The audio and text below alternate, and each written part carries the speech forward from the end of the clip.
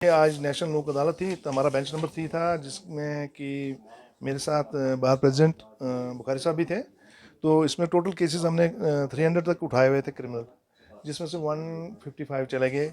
Maintenance के 52 cases गए। तो नेगोशिएबल इंस्ट्रूमेंट चेक केसेस जो होते हैं ना, वो कोई 10 केसेस चले गए। प्राइवेट कंप्लेंट 67 चले गई, और जो चलान थे आईपीसी के वो 26, और मोर ओवर सिविल भी थे। सिविल केसेस भी कोई नियर अबाउट 116 डिस्पोज ऑफ कर लिए तो गए। हमारे देखने वालों को बताएं कि जो नेशनल लोक अदालत है उसमें आप केसेस कैसे सॉर्ट आउट करें ताकि ज़्यादा से ज़्यादा लोग उस नेशनल लोक अदालत में आगे से जुड़े। बेसिकली क्या है कि देख, जैसे आपको सबको पता कि लोक अदालत की स्कीम जो फार्मुलेटेड की है हमारे सुप्रीम कोर्ट और सेंट्रल गवर्नमेंट ने, उसके मुताबिक ये है कि लोक अदालत में वो केसेस लाए जाते हैं जिन केसेस में सिविल में तो सभी आ सकते हैं, लेकिन क्रिमिनल केसेस में ऐसा होता है कि कंपाउंडेबल और नॉन कंपाउंडेबल होता है, एक डिफरेंस होता है। जो कंपाउंडेबल ऑफेंसेस होते हैं उसमें तो पार्टीज आपस में कंपाउंड करके ख़त्म कर सकते हैं, लेकिन जो सिविल में पार्टी के ऊपर डिपेंड, कहना पर्टिकुलर कोर्ट्स का यही है कि जितने भी लोग हैं ज़्यादा लिटिगेशन में, ठीक है कई बार क्या होता है राइट्स होते हैं जिनमें डिसीजन नहीं होता है, तो उनमें वो तो करते हैं, वो प्रोलॉन्ग चलते हैं, लेकिन जिनमें उनको पता लगता है पैटी टाइप के, उनमें उनको फॉरवर्ड आना चाहिए कोर्ट में, तो केस खत्म कर देने चाहिए। क्योंकि कोर्ट का जो प्रोसीजर है ये टेक्निकल प्रोसीजर है, इसमें टाइम लगता है। तो आप कहो कि बाईपास करके प्रोसीजर किसी को जजमेंट वगैरह दी, वो नहीं होता है। तो लोक अदालत का जो ये प्रोविजन, ये तभी सुप्रीम कोर्ट और सेंट्रल गवर्नमेंट ने निकाला है कि लोग जल्दी से जल्दी अपने केसों का निपटारा कोर्ट में आकर कर सकते हैं। लोगों को आप कैसे एजुकेट करते हो लोक अदालत के हवाले से। लोगों को हम एजुकेट इस तरह का टाइम टाइम पर हम इसके इसमें कैंप भी लगते हैं। हर महीने एक लोक अदालत लगती है, लेकिन नेशनल लोक अदालत साल में 4 लगती हैं।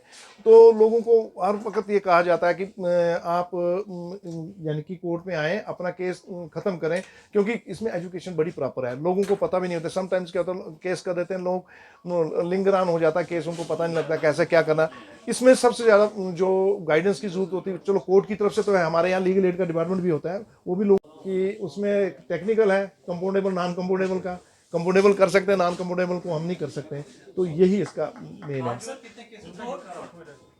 आज आज नियर अबाउट हमने क्रिमिनल 155 और सिविल 116 इन केसों का निपटारा किया गया है। सर इलेक्ट्रिसिटी का बड़ा मसला है यहाँ पे, लोगों के पास बहुत सारी बिल्स हैं। क्या आपको कोई प्लान है कि उनके लिए भी कोई लोक अदालत आपको इन फ्यूचर प्लान है? हाँ बिल्कुल, अच्छा क्वेश्चन आपने पुट अप किया। देखो, इलेक्ट्रिसिटी की लोक अदालत भी होती है, लेकिन इलेक्ट्रिसिटी मैजिस्ट्रेट डिफरेंट होता है। जैसे कि पटन में आपके इलेक्ट्रिसिटी मैजिस्ट्रेट वेन एवर जब भी उनको कोई डायरेक्शन होती है, इस निस्बत वो लोक अदालत वो भी करते हैं। हाँ, in case I will be directed by the High Court और Supreme Court, then I will also manage Lok Adalat with respect. लेकिन पर्टिकुलरली इसमें मैक्सिमम होता है जो इलेक्ट्रिक मैजिस्ट्रेट होता है, इलेक्ट्रिकल का मैजिस्ट्रेट वही इसको करता है। सर अक्सर हम देखते हैं कि कोर्ट्स में जो केसेस हैं ये देखो, कोर्ट की तरफ से कुछ नहीं होता है, पार्टीज होती हैं, पार्टीज केस करती हैं। मैं पर्टिकुलरली आपको दीवानी यानी सिविल केसेस के बारे में बता रहा हूँ। सिविल केस में एक प्रोसीजर होता है, इवन अभी लॉ में बड़ी अमेंडमेंट हो गई है। कंसेप्ट ऑफ लोक अदालत जो होता है, ये लोगों की अदालत होती है। इसमें जो फैसले करते हैं ये लोग ही करते हैं। और सिर्फ जिस बेंच में हम थे आज, चीफ जुडिशल मजिस्ट्रेट हंदवारा, और उसके साथ जो मैं भी था आज बेंच में, तो हमने लोगों के जो मसाइल थे हमने उनको देखा कहाँ पे थोड़ी सी, वहाँ पे हमने उनको काउंसलिंग करके उन्होंने खुद फैसले किए। और जब ये खुद फैसले करते हैं तो ये ऑटोमेटिकली फिर इम्प्लीमेंट भी ऑन ग्राउंड हो जाते हैं। लोक अदालत का कंसेप्ट मेन जो बना है यही उसका मेन कंसेप्ट है।